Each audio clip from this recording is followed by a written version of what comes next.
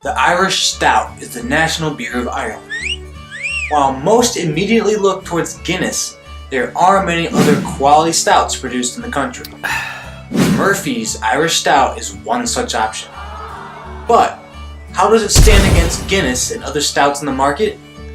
Find out now on Two Dudes Reviews.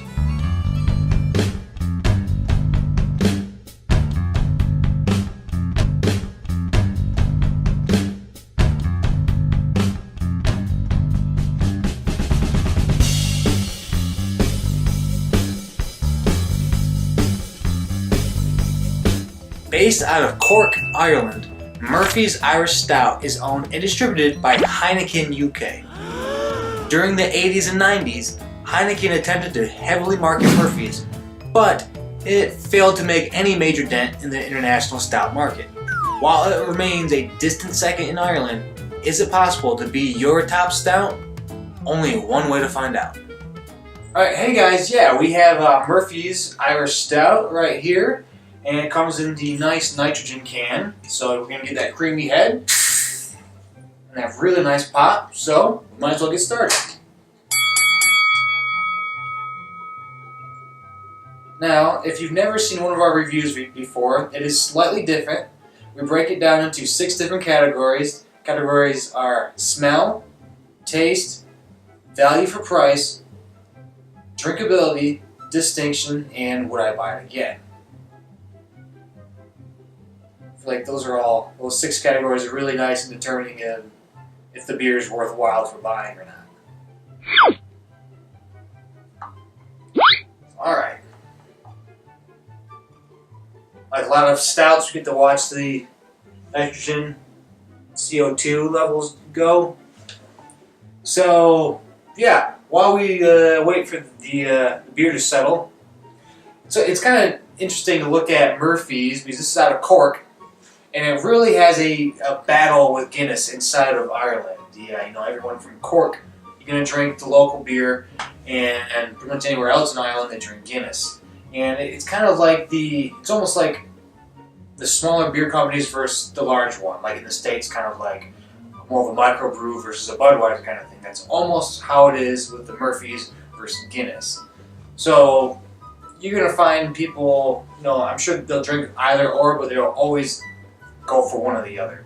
So I guess we're going to find out if we'd rather go with this or with the Guinness today. So, alright, looks like it's settled. So let's get into the review and check out the smell. It has a really nice, almost a milk chocolate aroma to it. Definitely lighter on the coffee. I feel like the Guinness you get more coffee. This is almost straight, creamy milk chocolate. And you do have the undertones of coffee, but it's not overly heavy.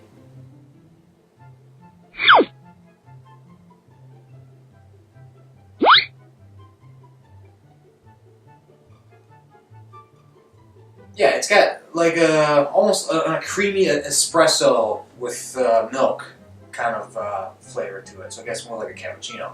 But I feel like the smell is pretty good, so I'm going to recommend it on the smell.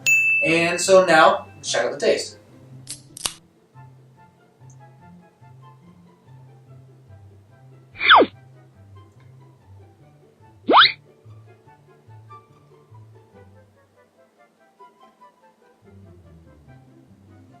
Very creamy, real creamy on the top.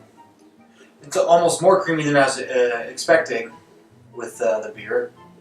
But it does have, your initial flavor is the milkiness at the front, the chocolate milkiness, and you do get the coffee at the end of it. The coffee's not super overpowering, overbearing. It's lighter, it's almost more on the chocolatey flavor and less on the coffee. So so milk chocolate coffee, kind of like this. It is really nice. It is something I would definitely serve chilled. It's not one that it'd be more room temperature. I feel like as the temperature rises, it's going to get a little. I don't like room temperature chocolate milk, so that's almost how this is.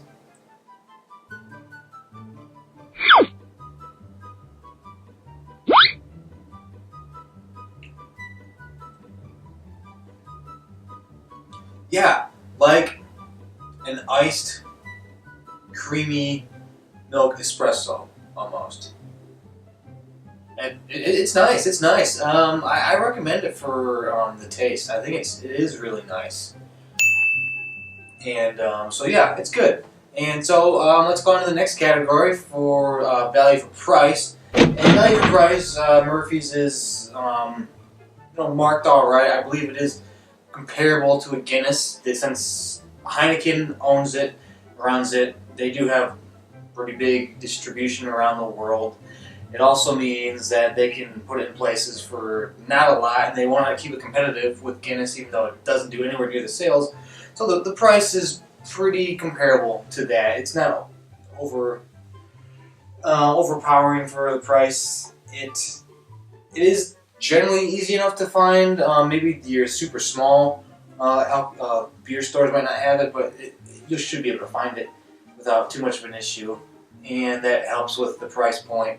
So I'm going to recommend it for value for price. I don't completely remember what I paid for the single can off the top of my head, but it's not bad. You can probably get the can for under $2, and so the 4 or 6 pack for probably about $8, $10, maybe a little less. But yeah, for value for price, I'm going to recommend it. And now, next category is drinkability, and that is when I drink several of these in a row without a problem, without having to switch or anything like that. And honestly, it's not terrible. It's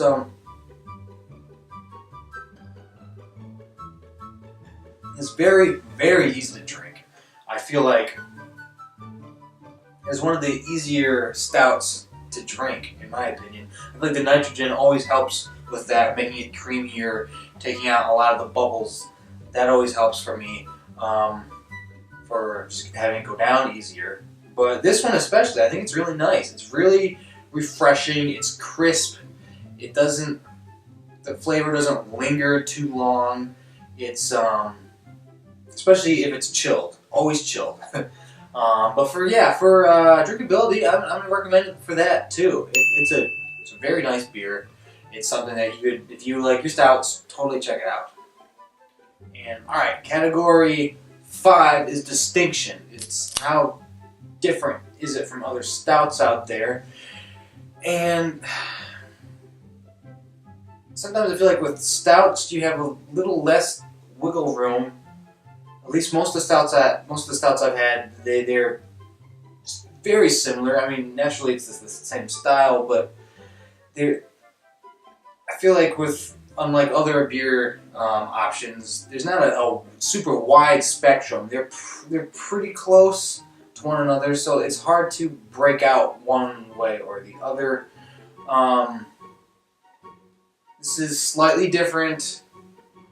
I'm sure if you put this next to a Guinness, you would be able to tell the difference, but that doesn't necessarily make it distinct. I'm going to have to give it a half out of 1, just because, I mean, it's good. It's a little different. It's not like out of this world. Yes, this is totally different from every other stout I've ever had. It's just, honestly, it could be just the nitrogen, the percentage of nitrogen that's in it versus what other beers use with their nitrogen. It's all part of the beer, but it's not drastically different from others out there. So the distinction, I'm going to give it a half. And alright, the last category is would I buy it again? And honestly, yes, I would buy it again. I think it's a nice beer. It's refreshing. It goes down easy. It's easy to drink. It's not too expensive. It's very clean, very crisp. If you want an alternative to Guinness for like a St. Patrick's Day gathering, whatever, totally get Murphy's. And I think you'd really enjoy it. You've never had it before. So yeah, for a total, it's 5.5 out of 6. Very excellent score. It's definitely worthwhile checking out. If you like your stouts, I think it's one you're going to want to keep around. So that's the review. Would love if you subscribe to the station, and we have a podcast, 2 Dudes in a Six Pack. You can find that wherever you get your podcast. It's not just beer. We cover other kinds of alcohol, pop culture, and a lot of other good stuff that we like to revolve around beer and stuff like that. And you can follow us on Twitter, Two Dudes Podcast. And if you've had this beer before, let me know in the comments. Let me know what you think. Let me know your own review. Love to have a conversation about that. But for now, I'm Grayson. For Chris, see you later.